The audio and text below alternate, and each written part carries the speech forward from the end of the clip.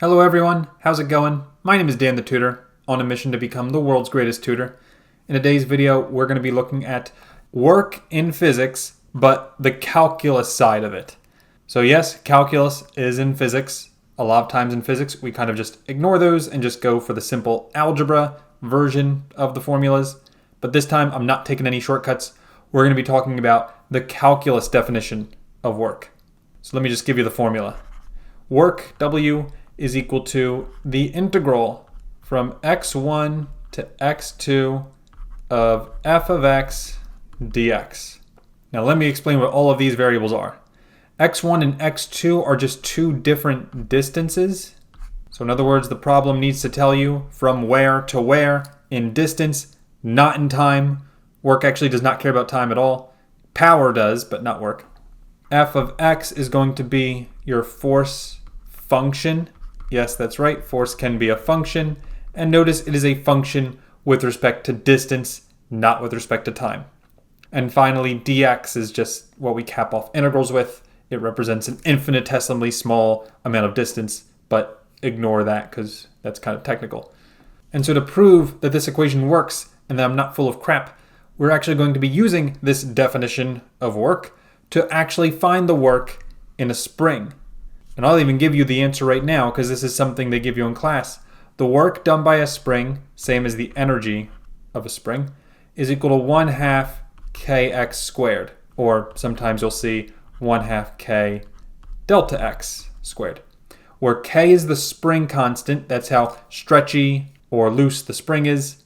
Higher value of k means it's harder to move the spring. Think like a trampoline, very hard to move those springs. A low spring constant k is like a slinky. Very easy to stretch a slinky.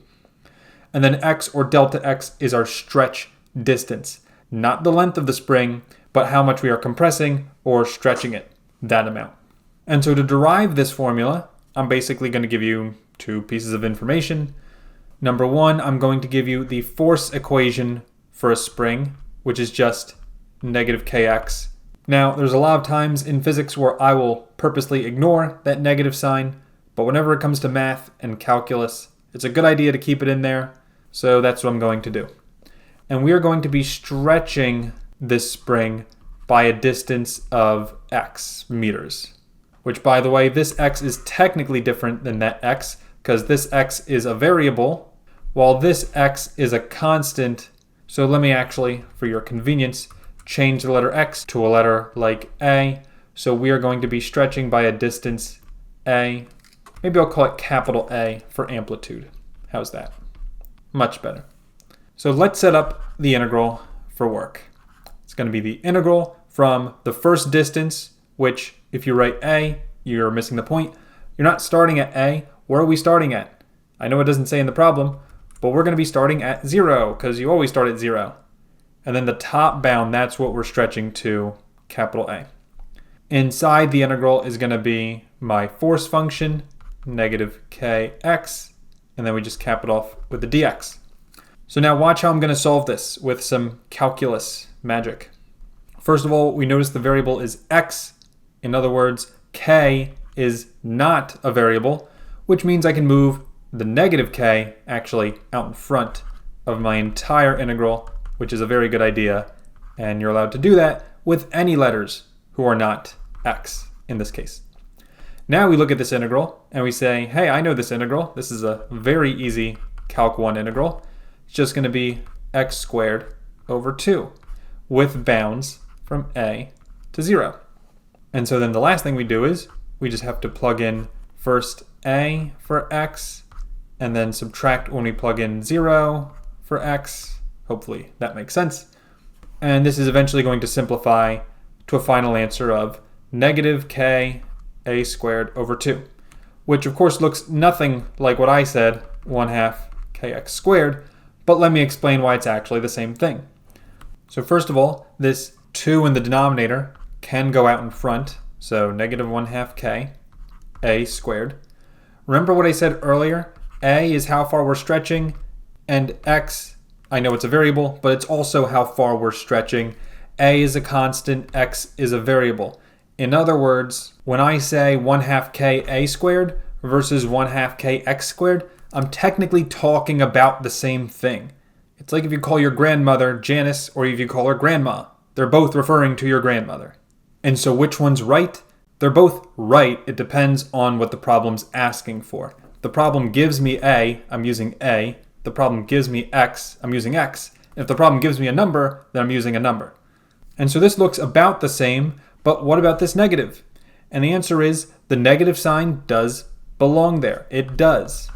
And the reason why I missed it in the first equation I gave, the oversimplified one, is because a lot of times in physics, we just flat out ignore negative signs because most of the time they don't matter. They tell me a direction. I already know the direction, up, down, left, or right, for instance.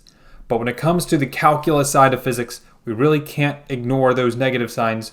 We need to have them in there, which is where this negative sign comes from. So yes, this is the equation for work done by a spring. But the point is, this is how you can use integrals in calculus to find work.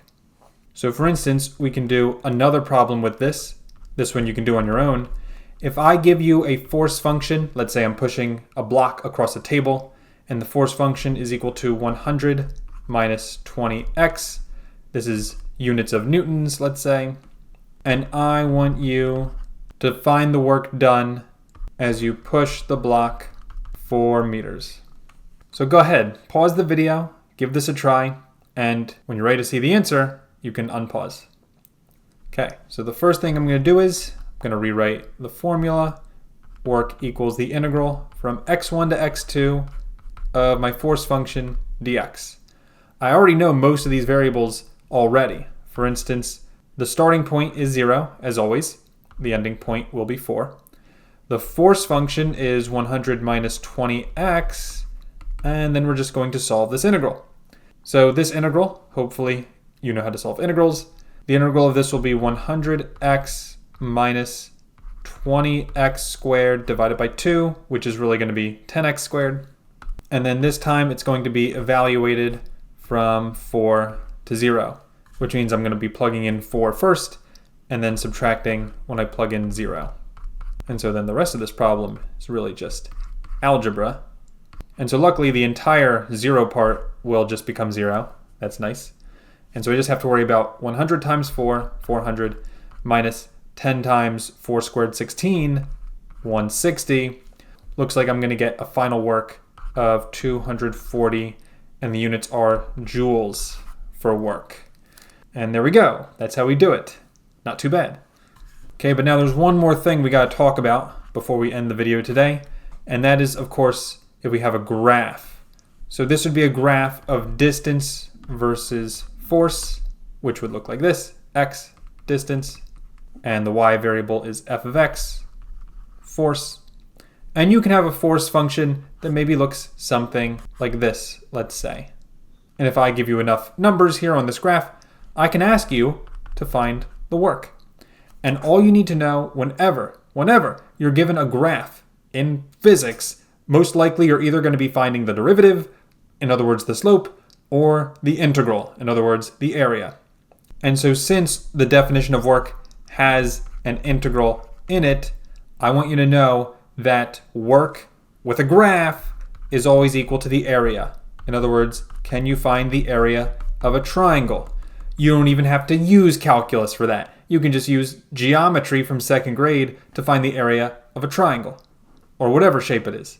And it always will be easy shapes like triangles and rectangles and sometimes circles.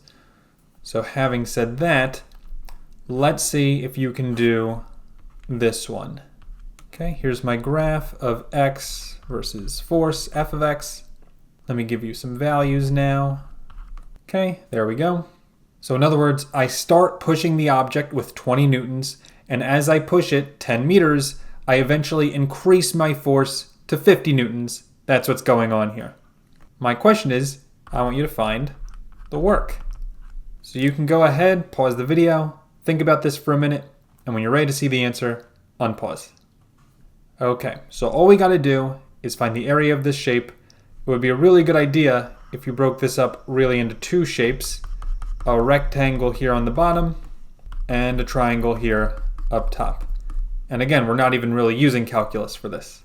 So the area of the rectangle is just going to be length times width, 10 times 20, so 200. And then the area of the triangle is 1/2 base times height. The base is 10, and the height is 50 minus 20, which is 30. So 1/2 times 10 times 30 is just going to be 150.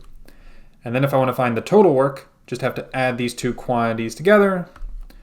200 plus 150 is 350 joules, and there's my final answer. One more thing worth mentioning, if any of the area was below the axis, like let's just say hypothetically this was my graph, and let's say this area was positive 200 and this area was negative 400, and if I was just looking at the blue and the red and ignoring that last part after that, then you'd have to remember that that red 400 is negative. Negatives do matter with the calculus. So 200 minus 400 is negative 200 joules. That would be the answer for that hypothetical scenario. So hopefully that makes sense. If not, please post your questions in the comments. Thank you all for watching. Hope you have a great rest of your day, and I'll see you in the next video. Take care and bye-bye.